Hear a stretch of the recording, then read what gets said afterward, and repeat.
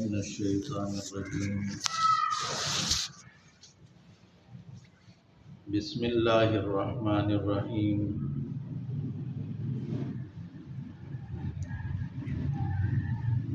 الرحمن الرحيم اللہ تعالی ډېر رحم والا ذات دی. نن چې کوم احادیث ذکر کیږي نو هغه هم د الله د رحمت حواله سره احادیث قدسیه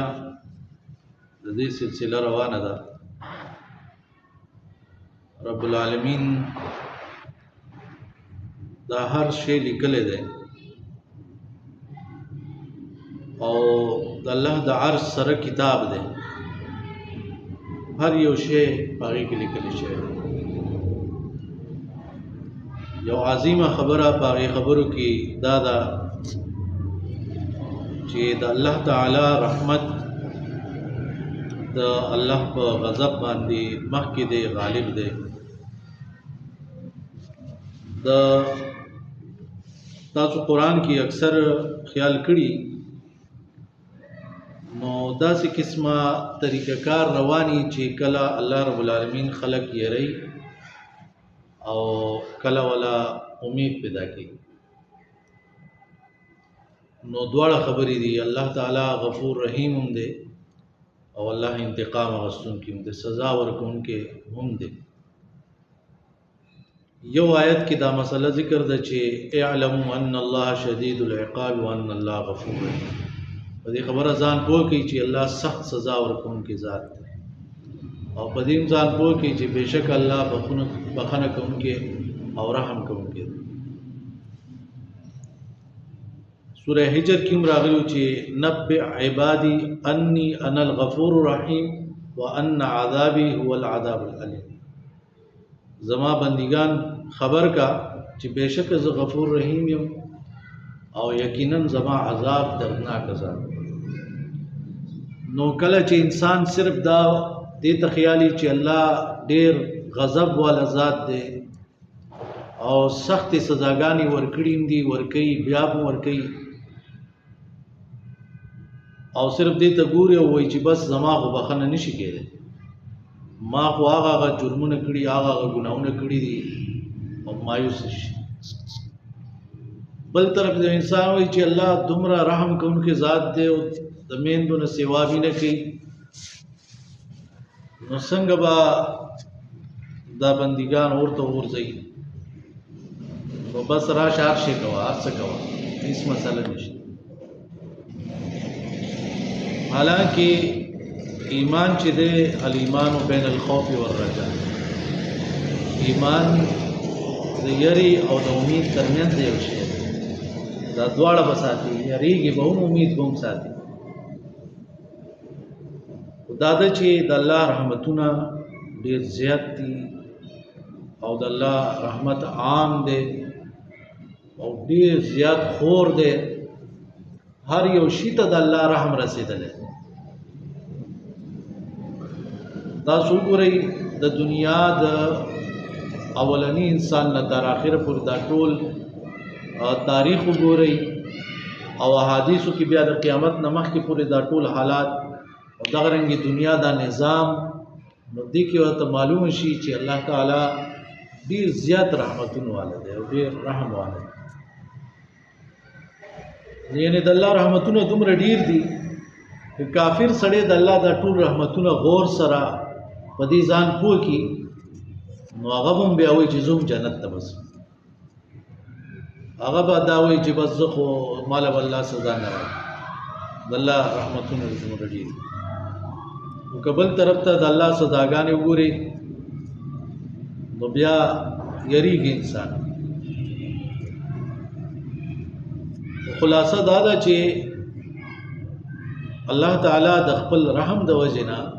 انسان له عقل هم ورکړی دی، بیا پیغمبران هم رالیږلي دي، کتابونه هم رالیږلي دي او هر قوم کې پیغمبر رالیږلی دی او په دې دنیا کې هم دلایل پرېښودي. لکه که یو ډاکټر راولي او هغه ته ته دا ووایي چې دا یو جسم کې الله څه نعمتونه او کوم نظام روان کړی دی چې ته د هغه خبرو ته وکې دی واورې نو حیران به پاتې شي چې دا څنګه د یو جسم کې صرف یو څیز لکه د مازغو ډاکټر راول او هغه ته د مازغو دا بیان شروع کړ چې دا څومره غټ نعمت یا د زړه یا بل یو سترګو بل طرف ته سمندري مخلوق باره کې کوم علوم چې خلکو حاصل کړي هغه د سمندر خبرې شروع کی بل د اسمان د ستورو سیارو دا نظام یو خبرې شروع کی نو تبا ویریږي چې د الله دا مخلوق دومره غټ غټ قدرتونه دي الله څومره غټ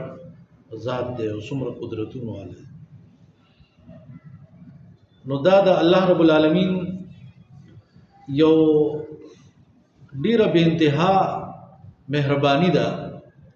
که یو انسان خپل جسم کې سوچ کوي نو هغه ته پته ولګي چې دا جسم دغه سینه دی پیدا شوی دا یو ذات دی چې هغه چلی یعنی دومره ښایسته سیستم سره دا څنګه روان دی او بیا یو ورځ یو هفته یو میاشت نه کال نه په کلونو باندې دا ټول نظام داسې روان دی ځمکې اسمان ته وګوره دې نظام ته سړی وګوري نور سپوږمۍ په خپل ترتیب سره روان دي نو هر یو شي کې الله دلایل ایښي دي قدرتونه ایښي ګوره که ته په یو لاره باندې تېرېږي او هغې کې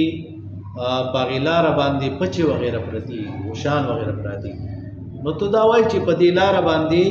څاروي تلي وایي که نو یا د خپو نشانات یې ته وایي چې څوک تلي دي په دې لاره باندې یعنی د یو څیز نه تا دا معلومه کړه چې څاروي تلي دي یا انسانات دي یو نښه او دا ټوله دنیا نښه ده ټوله دنیا کې بې شماره نښې دي چې هغه دا ښیي انسان ته چې دا ټول هر څه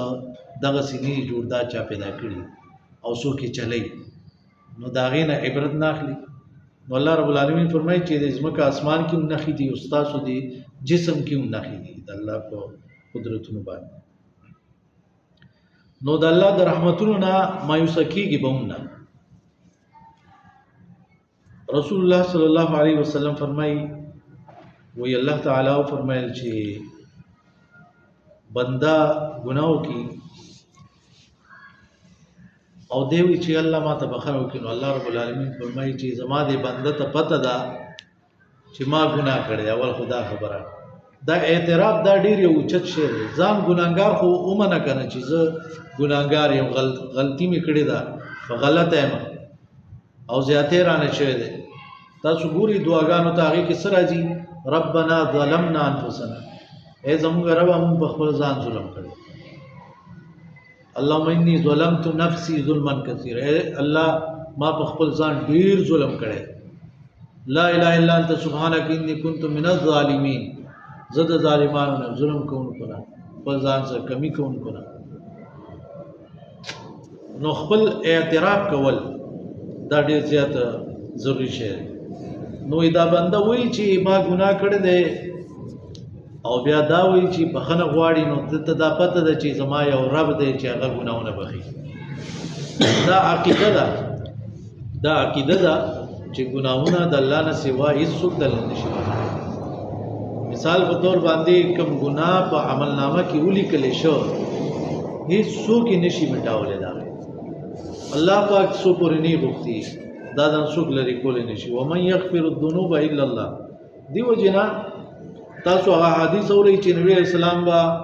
سل ځله استغفار کو په یو غونډه کې یو ځای کې به ناست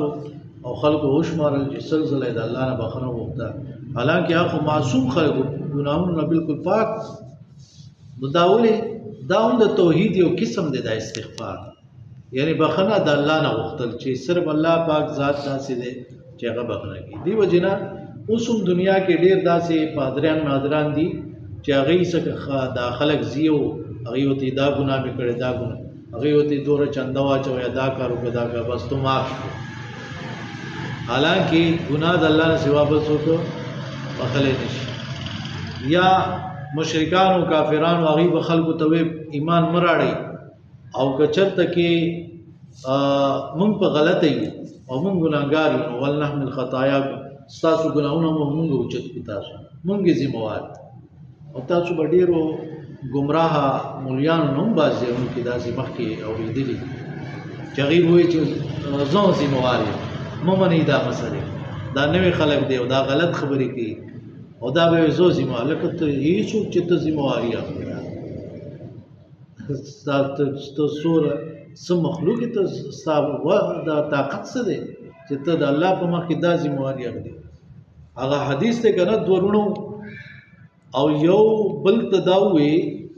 چې قسم په الله الله به تا نه بخي دا یې ووایي نو الله څوک بخي نه بخي دا د الله کار دی نو زه ته څنګه ویلی شو چې ته الله نه بخي څو پر چې الله چا باره کې نه وي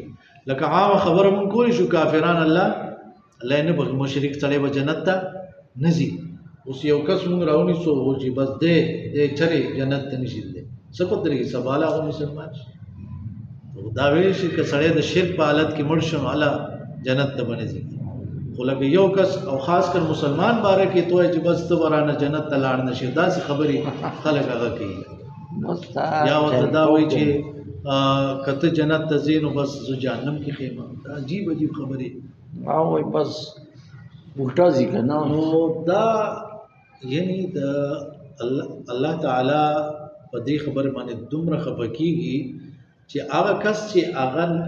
ډېر نفلونه به یې کول او ډېر عبادتونه یې کول خو غلطه خبره یې وکړه بل ګناهګار او ګناهګار باره کې دا هغه چې ته به الله به تا نه بخي خو دا نیک سړی الله جهنم ته بولي په خبره باندې په دې خبره باندې چې ته تاسو ته هېڅ چې الله په نوم باندې ته دا دغه کوې چې بس دی به نه بخلي کېږي دا د الله کار دی که نه الله تعالی کار دی پیغمبران دا نشي کولی پیغمبران چې خپل طرف نه چا باره کې دا نشي ویل دی به جنت ته نه ځي پیغمبرانو که څه خبرې چا باره کې کړي دي چې دی به ایمان نه راړي یا دی به یا د فلانې به جنت ته خامخا ځي د الله طرف نه وحي به ورته شي خپل طرف نه شو نو زه او ته چېرته دا اختیار لرو چې موږ داسې خبرې وکړو نو بهرحال وایي الله رب العالمین وفرمایي چې زما د بنده ته پته ده چې یو رب دی چې هغه ګناهونه بخي او په ګناه باندې رانیول هم کوي نو ما دې بنده ته بخښنه وکړله څه وخت چې دی بیا ګناه وکړي او بیا بخښنه غواړي بیا ورته الله بخښنه کوي بیا ګناه کوي بیا بخښنه غواړي الله ته بیا بخښنه کوي او داسې دا سلسله یې هغه روانې خو دې ځای کې یو خبره ذهن کې کېښودل پکار دي لکه ډېر خلکو ته دا پریشاني یوم و یاره زه ګناه کوم او بیا پښیمانه یم او ډېر خفه یم او ډېر پریشان یم چې بیا به دا نه کوم خو بیا رانه وشي اوس دې کې اوس څه کوم ګناهونه انسان لکه یو سړي ته ښه پته ده چې الله پاک عذابونه ورکوي او قبر عذاب دی او جهنم دی دا څه بیا هم ګناهونه کوي ولې کوي د هغې څه ډېر وجوهات دي هغې باندې بیا چېته خبره کوو خو لکه یو انسان دی هغه وایي چې یاره ما زه هم چې ګناه نه کوم او بیا رانه ګناه وشي د دې به څه کېږي یو حدیث کې راځي که نه مؤمن سړی د هغه نه ګناه وشي نو باندې دومره بوج راځي لکه غر چې پې چا ایښی دی ډېر ښه پیمانه وي لکه ډېر کسان داسې هغې له روټۍ هم بیا خوند نه ورکوي یاره دا ما څه وکړل څه زیاتی یې رانه وشو او منافق سړی وي په دې ګناړو پروا نه ته به صرف دوره دغه لکه چې مچ یې په پوزه باندې کوي او ته داسې کوي نه هېڅ په بس هېر کوي هېڅ پروا یې نشته نو مؤمن سړی په ګناهونو باندې هغه پښیمانه کېږي بوج پې هم راځي او دا نښه ده نبي اسلام فرمایي چې کله اذا سرتک حسنتک وساءتک سیئتک فانت مؤمن چې نیکي دي خوشحالي نیکي تو کوي نو سم خوشاله لکه موز مې وکړه خوشاله تلاوت مې وکړه نن مې صدقه او نن مې مور او پلار خوشاله کړل نن مې بچو سره خیر وکړو خلکو سره ګاونډیان انسان د زړه خوشاله شي وي زړه باغ شي کنه او چې ګناه وکړي او خفه کېږي په ګناه چې دا مې څه وکړل او دا څه وشول نو دا نښه ده چې ته مؤمن خو که نیکیانې د نیکۍ کارونه په ظاهر کې کوي او هېڅ خوشحالي نشته دی ګناهونه کوي د هغې باندې هېڅ غم نه کوي نو بیا په خپل ایمان باندې یېرېدل پکار نو که ګناه د ورځې تا نه اویا پیرې کېږي لکه اوس مثال په طور سهار تا ګناه وکړو 8 بجې بیا ته د زړه نه پښیمانه شوې دا خبره زه کوم د زړه نه چې ډېر خلک داسې چې هغې لکه ګناهونه کوي ګناهونه او صرف جبې نه وي استغفر الله یا الله بخنه وکړي او خپل ګناه وکړي سود هم نه پرېږدي او بخنه وکړي استغفار تسبیح اړي استغفر الله استغفر الله استغفر الله هغه ګناه کوي او استغفار چې په جبه وي په جبه نو دی وجه نه دا زړه وسره شاملېدل دا ضروري دي ته د زړه نه چې کله تا وایي چې الله ما ته بخنه وکړي نو هغې کې بیا خامخا پیمانتیا وي د زړه نه چې دی وایي که نه پیمانه بشي پیمانه بشي نو بیا به نه کوي هغه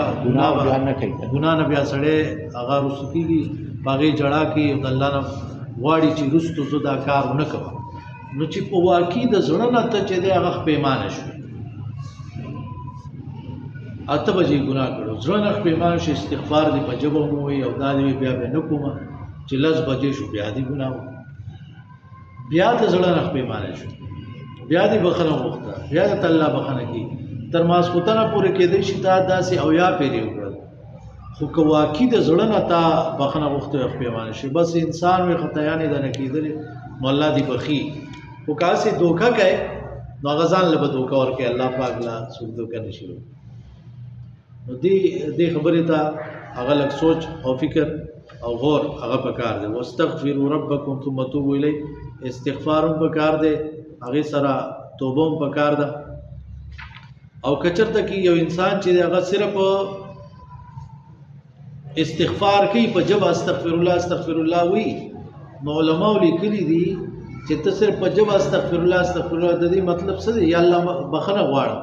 نو څنګه بخنه غواړي ګناه پرېږدې نه نو په دې